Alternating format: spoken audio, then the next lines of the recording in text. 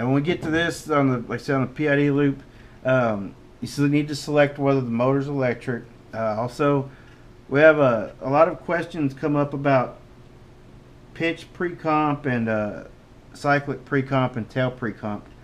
On nitros, my personal experience, I've found that a little bit goes a long ways on the pitch and cyclic and tail pre-comps.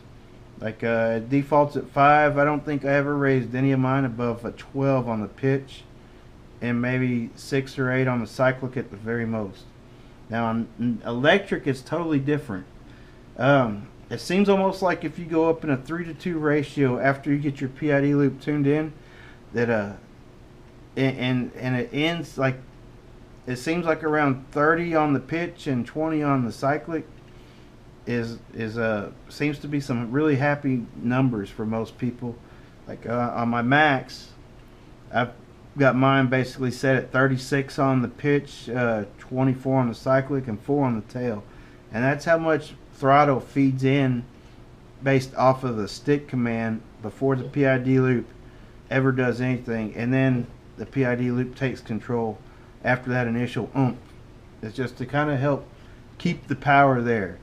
You can go too much though. If you raise the pitch and the cyclic up too high and say you got a torque tube, you'll find out in a hurry if tail gear starts stripping. Belt drives though, like the Maxi and the Protos 380, they're a lot more forgiving. So you can raise it up a little higher and get away with a lot more. Down here at the bottom, the ramp up and ramp down and spool up ramp. The spool up ramp is how fast from initial spool up that the helicopter starts spooling up.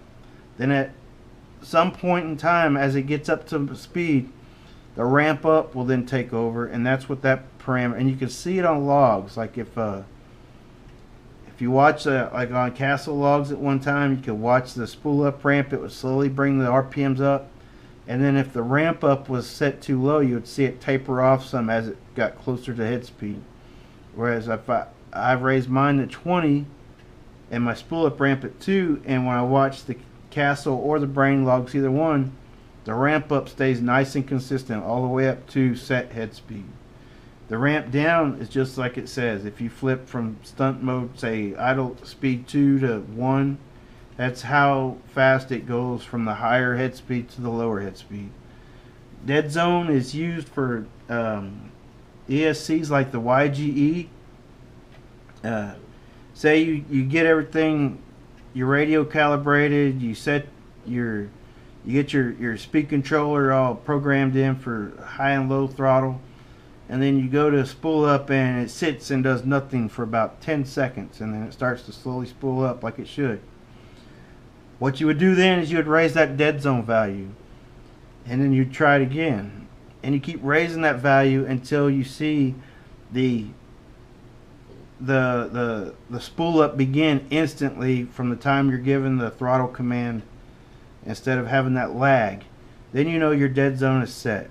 The bailout timer and the bailout ramp, that's just what it means. If you have bailout enabled, like trying to learn how to shoot autos, that's basically what it's for. The time you hit the throttle hold after you've engaged the governor has to first be engaged, and then you have to hit throttle hold. When you hit throttle hold, the bailout timer for that bank, if you're in the bank that it's enabled in, will start counting for whatever value you have here. Like I have 30, so for 30 seconds my bailout is going to be active.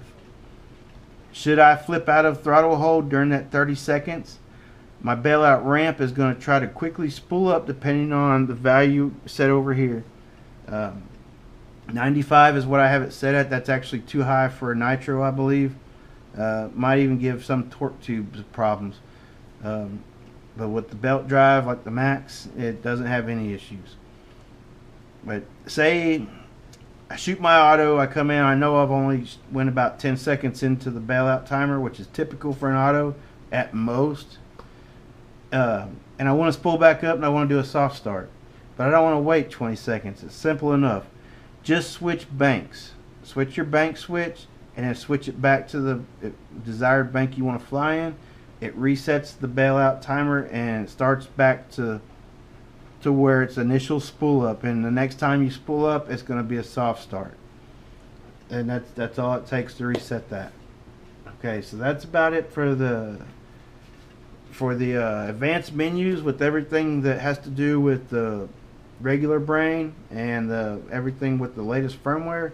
From here, I'm going to go to we're going to take a quick break, and then I'm going to go to the logging, the new stuff.